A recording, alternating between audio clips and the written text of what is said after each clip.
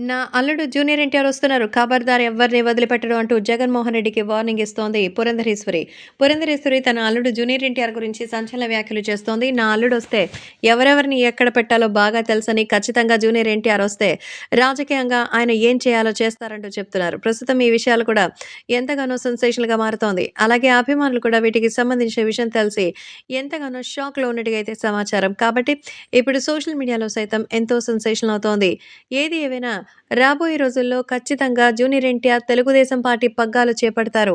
ఎవరి మెడలు వంచి అధికారాన్ని సాధించాలో ఎన్టీఆర్‌కి బాగా తెలుసు.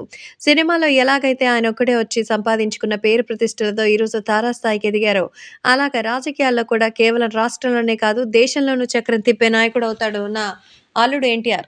ఆయనకి మా నాన్నగారి జాతకం. ఖచ్చితంగా విజయం సాధించి సంచలనాలు నమోదు చేస్తారు. రాష్ట్ర నాయకుల్ని కాదు దేశ నాయకుల్ని బెంబేలెత్తిస్తారు. ఆయన ముందు పదవులు దాసోహం అవ్వాల్సిందే. కాబట్టి జూనియర్ ఎన్టీఆర్‌ని ఒక మహానాయకుడిగా చూడాలనేదే నా కోరిక అంటూ చెప్తోంది పురంధరేశ్వరి.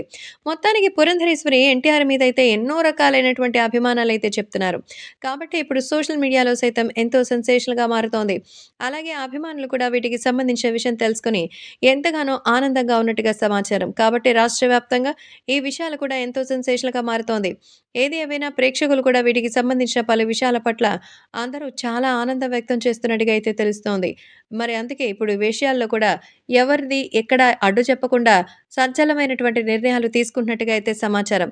కాబట్టి సోషల్ మీడియాలో సైతం జూనియర్ ఎన్టీఆర్‌కి సంబంధించిన ఎంట్రీకి సంబంధించి పురంధరేశ్వరి చేసిన వ్యాఖ్యలు ఒక్కసారిగా సంచలనం సృష్టిస్తోంది.